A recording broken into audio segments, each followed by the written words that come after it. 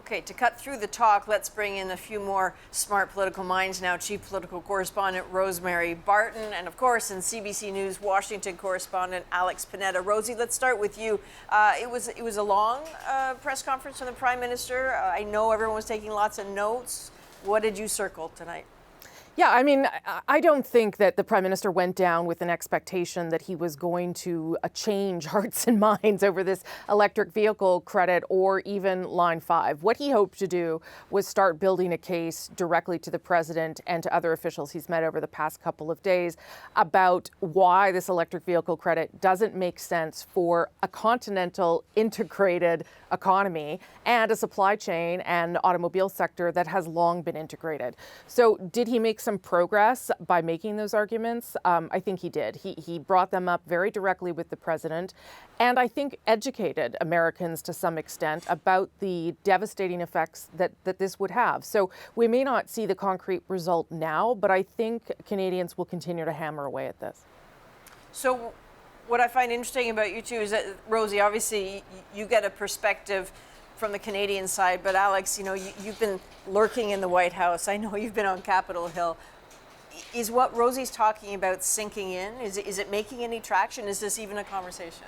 People know Canadians aren't happy now. They didn't know that a couple of weeks ago, certainly not in a widespread way. But I think what this week did was it delivered a wake-up call that we are in a vastly different world from the one that produced the Auto Pact and 50 years of North American economic integration.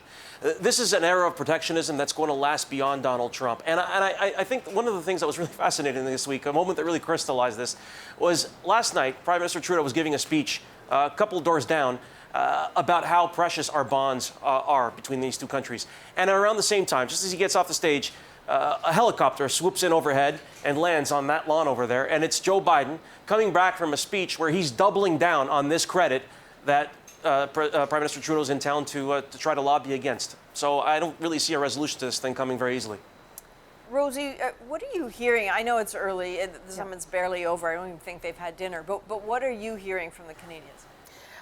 Listen, I think that the effort here was not unlike what we saw the Canadians do with Donald Trump. That is, reach out to everybody you know, have as many conversations as you can, and try to make some inroads on some issues that mean something to us. I think Justin Trudeau knows very well what he's dealing with. You heard in his press conference tonight that he understands how important this bill is to the administration. So maybe it's not going to get changed now, but maybe it will later. I would say in the closing statement from the three leaders, there was one line perhaps that would offer some hope. And it says that when it comes to electric vehicles, they believe it offers a historic opportunity for, quote, North America.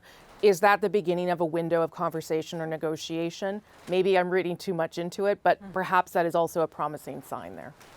People will be hanging on to that for sure. You mentioned that Biden needs this. How badly does he need this?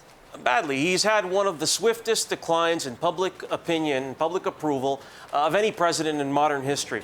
But beyond Joe Biden, this is Democrats' greatest opportunity in over a half century to expand the social safety net. This touches things like family, paid leave, child care, lowering health costs. This is a big deal. He needs this win, and it might pass the House of Representatives any minute now. And afterwards, it's on to the Senate, where there's going to be a more difficult fight, and Canada is going to hope that it gets modified in the Senate. All right, Alex Panetta in Washington, Rosemary Barton in Ottawa. Thank you both. It's been a long day for a short summit. It's been a long day. They have taken lots of notes, and this isn't over yet, these discussions.